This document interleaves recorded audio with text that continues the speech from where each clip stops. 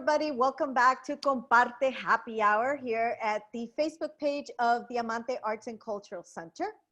First, I want to start off with saying thank you very much to the United Arts Council of Wake County and Raleigh, and also to the law firm of James Scott Farron for their support of this program.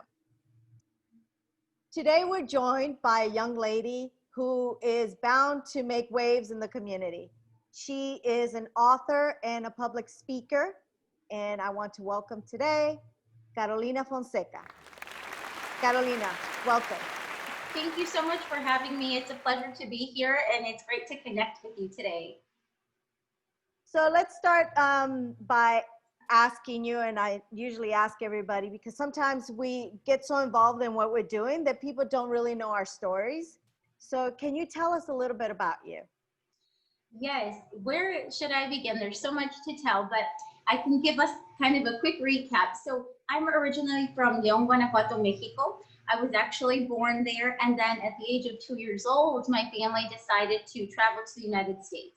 It's very much a dreamer's story. You know, my family felt that coming to the United States would be an opportunity for us to have a better education, for us to have a better life. So at the age of 2, they brought me over here. So I grew up in the public school system, and it was really a wonderful experience for me because it really got me connected to the American roots, to our American community. And one of the funny things that happened when I first came here was that I learned English very quickly in kindergarten, but it wasn't by practice or by choice. I'll tell you a quick story about it because my mom will probably think this is funny. So she took me to school and she said, you know, we've got to get this girl into an all-English classroom. And the teachers were like, there's no way she's going to be in an all-English classroom. She only speaks Spanish. And my mom in her broken English told them, no, you have got to put her in there because there's no other way. We're not going to put her in a bilingual classroom. Her idea was to immerse me in the culture, immerse me in the language, so that way I would learn the language quickly. And, you know, it was kind of an uphill battle for her, but they did. They let me stay in there. And I'll tell you, that's why I speak English the way that I do, because she pushed for that. So, you know, I always tell that story because often people assume that when folks come here to this country, that they really don't know what to do. And that can be true in many instances, but I'll tell you that our parents are very passionate in making sure that we get involved with the community and that we're able to be connected. So I started off my journey within the public school system.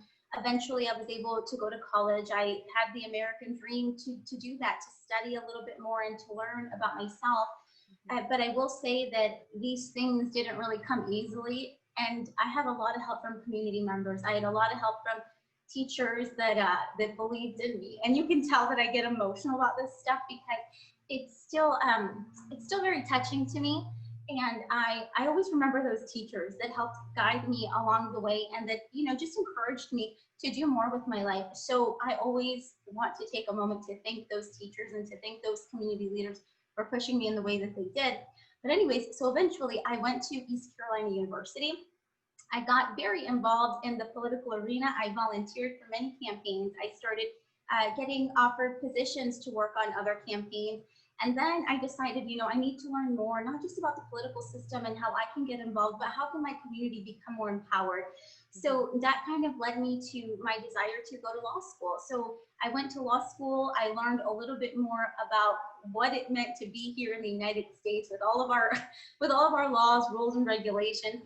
And I'm very fortunate for that experience. And during the time that I was in law school, something really cool happened. You know, I had gotten back up at that point, but I still wasn't a citizen. I wasn't a resident. I had to kind of go through the process of finally, you know, just being a dreamer, then getting back up. And then the opportunity came to actually go to Mexico and get my residency. So I was able to do that. I was able to go to Mexico, and that's a story within itself. That's kind of a tough story to tell. So I'll leave that one for another day, but I will tell you this, that I got to go to Mexico and get my residency. So when I came back to the States, I promised myself that I would continue to not only learn more about this country, but to bring my roots back with me. I realized very quickly that it was important to be more of me. And to me, that meant to connect with those Mexican roots that, you know, that were always with me because of my parents, but because I didn't go back to Mexico, I felt there was a disconnect. So you'll notice that that's part of the reason why I decided to become a children's book author. Yeah, so Yeah, you have two books, right? I do, yes. So Lupita goes to Mexico and Um, Lupita's dreams. yes, so I've got the first one that I did is called Lupita and the Magic of Mexico. There's this one, and this one was written in 2018, and it was the first one, and I just felt like it was something that I needed to share with people. I didn't really know it was going to be a book. When I first got the name of Lupita and the Magic of Mexico, I just knew it was a really beautiful name, but I didn't actually know it was going to be a book. So it kind of took a while for it to be constructed. And then the second one is Lupita and her magical dreams. And this is my proof because I literally just published it. So the real copy comes in this week. Oh, great. Awesome. Yes, thank you. So tell us a little bit about Lupita Magic of Mexico and the Magic of Mexico. What is that little book about? So it's a cute little book basically about this a little girl. She's a Mexican little girl, and she finally has the opportunity to go back to Mexico, and she hasn't seen her grandmother since she was very little. So she's exploring Mexico with her mother, and as they're exploring, they're seeing all the wonderful things that Mexico has to offer. And her mom keeps telling her, you know, Mexico is magical, and the little girl's like, there's no such thing as magic. What do you mean? But throughout her journey, she starts experiencing different things, and she has this energy that kind of guides her. And then at the end of the day, she realizes that there are so many magical things about that country, but she connects to the most magical thing of all. And I won't give it away, but that's at the end of the story. She finds the most magical thing. And then, of course, her mother and her grandmother are incredibly proud of her for being able to find this treasure back home. So that's kind of like a quick snippet. Is this autobiographical in any way? So it's very funny because it wasn't at first. This book came out before I actually went to Mexico to see my grandmother. So here's a quick little recap of this. I went about 28 years without seeing my grandmother because of the whole, undocumented situation. I was undocumented most of my life, so I wasn't able to go see her. And this book kind of came to me during a really tough time where I was starting to want to apply for residency, but I didn't know how to go about it. And the name of the book came to me. And then one day I just kind of sat down and the book just literally presented itself before me. I just wrote it down in one evening. And that book just helped heal something. You know, it helped heal something within me. And it's very cool because years later, I did go to Mexico and I did go with my mom. So it's really cool. That's why I always say Was it magical? Was it magical? Oh my, yes, it was so magical. It was absolutely magical. And that's why I always tell people, you know, if you can visualize something, if you dream something, you can manifest it. And it's just, I felt that this book really proved that to me and proved it in order for me to be able to set an example. It's so much more to show people kind of your experience and the work you've done as opposed to just speaking about it. So this book really did that for me. So how did the idea for Lupita and her magical dreams come up? Okay, so basically that idea also came within my own waking state, right? So throughout the time that I was going undocumented, then getting DACA, then getting my residency, a lot of that brought anxiety, brought worry to me because like everybody else, you know, I was concerned that I was going to be separated from my family. And I became so connected to myself and to my dreams, you know, the dreams that I had at night. I started realizing that the dreams that I was having at night were here to help guide me. They were giving me kind of messages of things that could happen because I was acting in a certain way. They just gave me so much insight to my subconscious.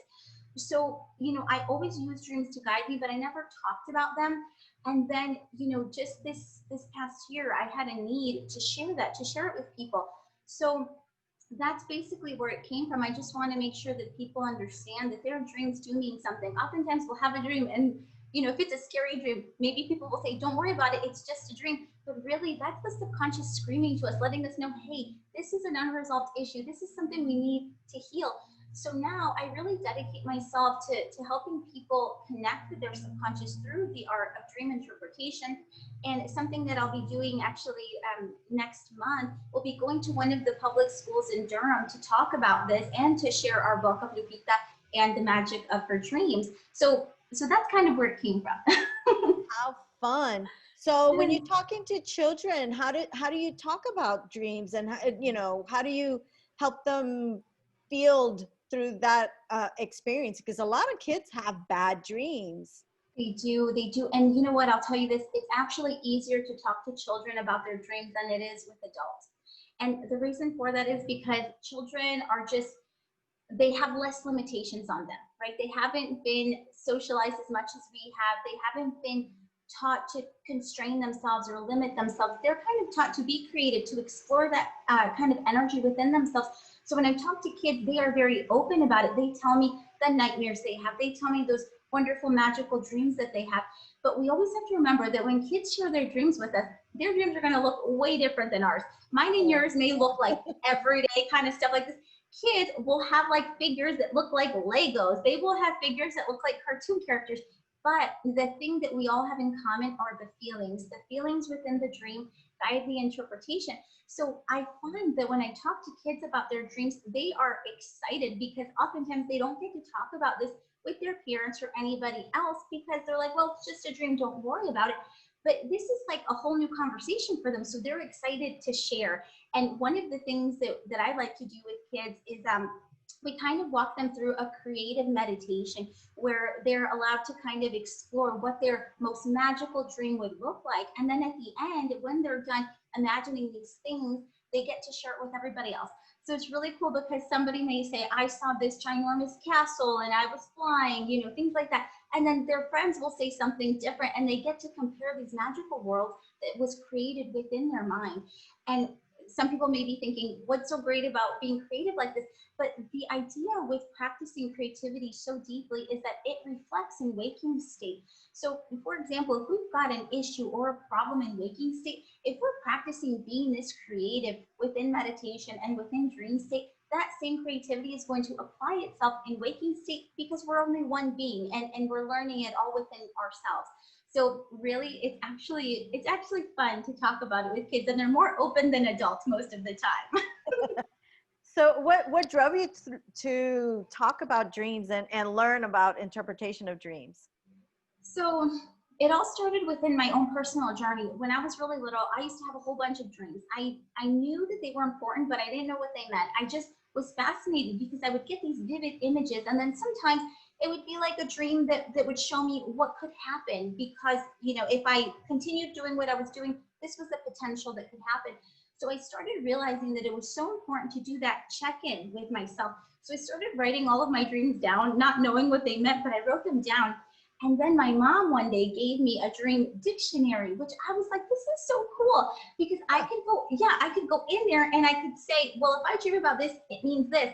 But then I quickly learned that dream dictionary, it helped spark something, but I learned that everybody has their own dream language. We can't use the same book because, I come from a different place. My background is different. My culture is different, etc. So I learned that everybody has to be able to connect with themselves and learn their own dream language. So I think that's what really drove it for me. When I started seeing the differences in what my dream meant and what my friend's dream meant, it just, I guess it sparked so much passion. And then I just felt the need to share it because it helped me so much. Whenever I have a problem, whenever I have a situation that I have to work through, I leave it to dream state. I simply go to bed and I say, I need guidance from the universe. Show me the answers within dream state, and the answers are presented to us because we have them, right? Oh, but So every time I do that, Carolina, I never sleep. I never sleep because I'm thinking of all this stuff, so I never sleep. Oh my God, I feel that. I've had that happen before, but I will tell you, it's a practice of letting go. And it's challenging at first because we see these issues, we see these things, and we're like, I've got to find a solution. If I just focus on it long enough, I'll find a solution. But the reality of it is that comes with like that energy of almost anxiety because I have to find a solution to it. But if I let it go, if I just let it go and allow my feelings to get to a peaceful state, the answers will come to you. And you will be like, that is magical. How does that happen? But it's the most natural thing because we let go of worry, we let go of anxiety, so we're able to take that blindfold off and just see the answer of what we're supposed to do. So from dreams and 2 books, where do you go from here? Do you have any? I know you just came out with a book this week, Yeah. but do you have any other books in your head formulating? Oh, all the time. And I'm going to tell you something. I'm going to be really honest with you. This book, Lupita and Her Magical Dreams, it took forever. It took a long time to get it through because, you know, COVID came around and funds weren't the best to be able to get this fully done. So this was a long process. And whenever I was submitting this for publication, I'm like, you know what? I think I'm done. I think I'm not going to write any more books. But in that same instant that I thought of a new idea.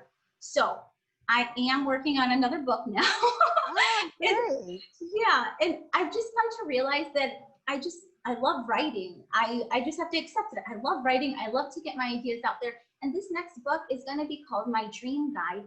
And in it, it's going to be a simplified version for people to be able to connect with their dreams, to understand what their dreams are telling them so that they can understand their own dream language. And like all the other books I have, I'm going to do an English version and I'm going to do a Spanish version. And I want this book to be able to connect with people of all ages, you know, because I think we can all learn from ourselves. And I think if I just create this book in a simple process, I think many of us can benefit from it. The books are self-published, or are you going through a publisher, or how has that process been? Because I know other people probably want to write a book and have no idea how to go about things. Oh, for sure. And I'll tell you, it takes a lot of research. So you can decide to do self-publishing, or you can decide to, you know, go with a publishing company. One of the things that I really liked about self-publishing is the freedom, because if you do something with a publisher, oftentimes they're going to want to tweak things a bit. They're going to want to change maybe even your illustrations. And I really wanted to get my message out there as purely and as transparently as I could. So for me, self-publishing was the answer. Now, I will say you have to have funds for both, right? To begin each one, you have to have a little bit of funding for both. So just prepare yourself for that. But more importantly, remember, why is it that you want to share your book? What is the idea? What is the feeling that you want to share when you give this book to somebody? Because if you have that feeling, if you have that inner desire, that's what's going to help you get through it. And I'll tell you, it can be very challenging. Once you start getting into the book, you're like, holy moly, this is taking way too long. And it will. But if we remember the reason why we're here to share it, that will keep you going. Well, so how can people learn more about the art of dream interpretation? I mean, with your book coming out, I'm sure you'll be able to do tours and stuff. How can people, you know, learn more? Yeah, so one of the best ways is you can visit my website. That's www.lupitainspires.com. And on my website, you'll see that I've got YouTube channels in English and in Spanish. And really within those channels is where I share the various forms of dream interpretation, and I help guide my followers. So every Thursday, people will submit their questions, and on Thursdays, I'll do a video answering the dreamer's question. And of course, I also offer one-on-one consultations, and that can be found on my website too. So Awesome. if anybody wants to learn about it, the easiest thing is go to my website, because there you can see all of the different things that I'm working on and where to find the videos too. Great. Now, I know we have another book coming out, but what is next for you? What is a goal that you want to achieve that you haven't quite gotten there yet? That's a really good question. And to be real honest with you, I let the universe guide me. As cheesy as that sounds, as cheesy as it sounds, it's true, because No, I believe you. yeah. We've been going through some stuff here in my house, and every day we say, let the universe guide us. Yes, I am 100% on board with that. And that's really what I do. So for now, I know this is all that I know. All that I know is that my mission here is to spread love, unity, and peace in every single thing that I do. And really, I let the universe guide me. You know, whenever I was writing this last book, I'm like, I don't think I want to write another one. But then the name to the next book came to me, just like it did for Lupita and the Magic of Mexico. So I really trust that. I trust my intuition. I trust that the universe connects with us deeply. So I'm going to do that. All I know is that my next thing will be the dream guidebook. And then whatever the universe needs me to do, I'm here to do it. When all this COVID stuff goes away, bye-bye COVID, hopefully Yeah. soon. Yes. We would love to have you in the office so you can do like a book reading for the kids or something. Oh, that sounds wonderful. I would be absolutely delighted to do that. Thank you for the invite. Now you know to go to her website and get more information on her 2 books and the upcoming book and The Art of Dreaming, or The Art of a Dream, right? Art of Dream Interpretation. You're very close. Yes. Shucks. Art of Dream Interpretation. That's right. You got it. Well, thank you so much, Carolina, for being with us and sharing your books and your story. I hope that people follow you and learn more about your books because they're lovely. Thank you, Lisa. I appreciate all the work you're doing. I've seen the other interviews you've done, and I think it's amazing that you're uplifting artists in this way. So thank you very much for creating this space for us. Oh, thank you so much. Thank you so much for watching another episode of compARTE Happy Hour. Don't forget to follow us here on the Amante Arts and Cultural Center, or subscribe to our YouTube channel so that like that you can get future interviews. But also don't forget, tomorrow the 30th is the night that we're doing the Spanish workshop for saber los derechos de autor, so copyright laws. So don't forget to follow us on Facebook for that, and click for the event sign up, and then it'll take you to the website to sign up for the event, for the workshop. Thank you very much. Hope to see you next week with another interview.